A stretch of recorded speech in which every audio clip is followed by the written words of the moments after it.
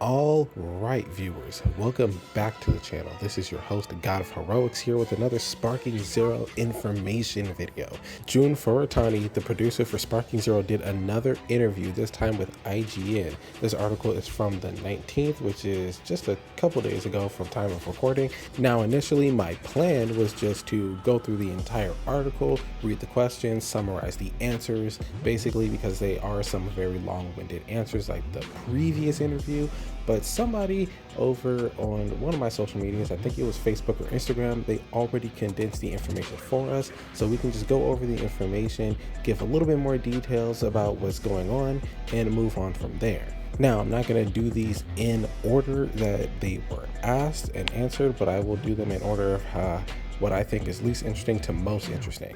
So first up, we are only getting 12 stages in the game. Furutani himself says this, and I don't believe this means that there's going to only be 12 places to battle. I think there's just going to be 12 primary stages, and that we're going to get variations of those stages. For example, when you fight in the Rocky Mountains against Vegeta in the Sand Saga, that is a stage, but then there's very likely going to be a daytime and an evening time, and then like a nighttime. Same for Namek, there's going to be a Namek stage to fight on, but I feel like it's going to be like Namek and then destroyed Namek and then like the lava chaotic Namek and stuff like that. So like we're gonna get 12 primary stages as the baseline for areas to fight, but there's gonna be different daytimes and different levels of destruction for the stages themselves.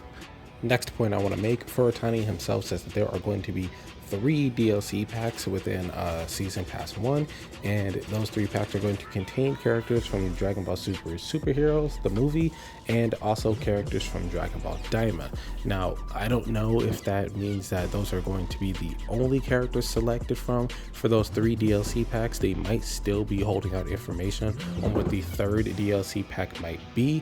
But for a baseline for now, what we understand is that there's going to be superhero characters and there will be Daima characters. I don't know how long Daima is going to be, so it's possible there could be a large selection of Daima characters.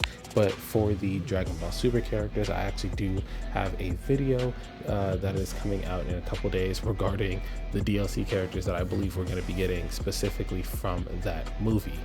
In addition to this, Furutani also says that it is difficult to say yes or no, or difficult to really talk about it, but basically it is very hard to say whether we will be getting manga canon characters or not.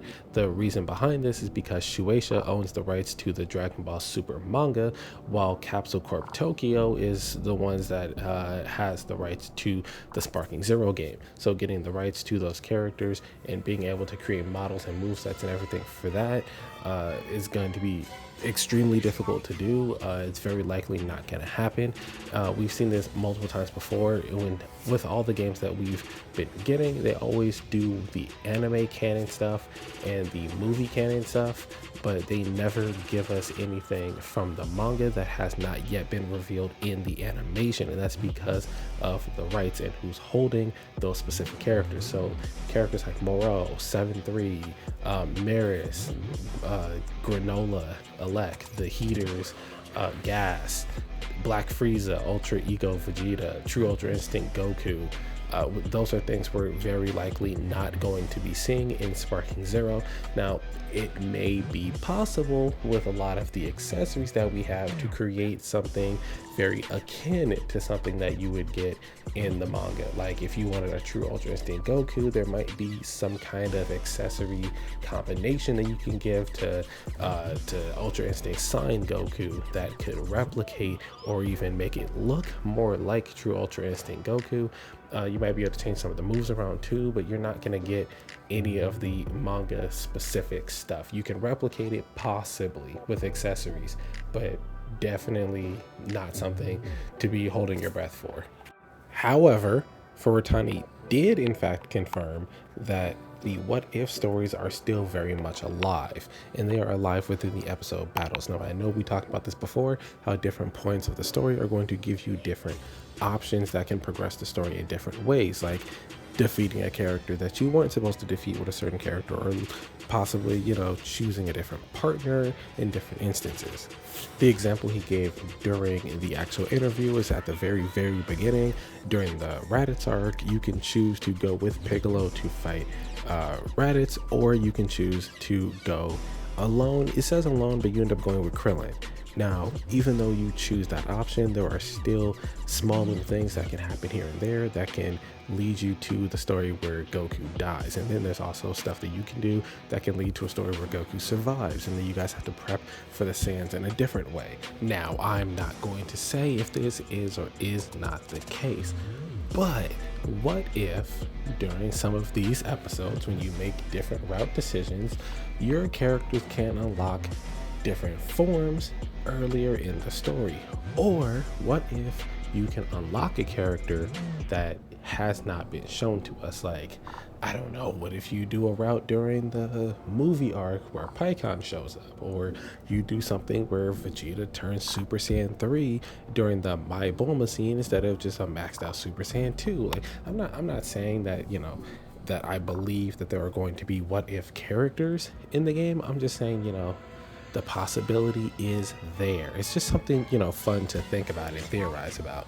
It is simply just headcanon possibilities at this point, because Furutani himself did say that he doesn't want to talk about it too much because he doesn't want to reveal anything. He wants to save all that stuff for when the game releases, so players can have a better experience while playing the game and seeing it for themselves. So, do I believe that we're going to get some what if characters? Maybe. I don't necessarily, you know for a fact that it's going to happen, but I don't for a fact know that it's not going to happen. We're all just going to have to wait and find out. But speaking of things that we do know about, there is no crossplay for this game on release.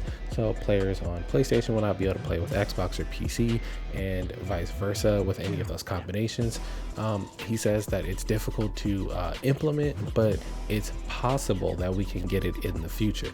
So on release, no crossplay, but possibly sometime later down the road, we may get crossplay. But anyway, that's going to do it for this video. Thank you guys for tuning in. And as usual, definitely like the video, subscribe to the page. I'm trying to hit 200, and ring the notification bell. If you have any other information that you want to put out there, please leave it in the comments. If you have any comments or critiques, also leave those for me down below as well. But for now, that's going to do it for me. I will see you guys in the next video. Peace.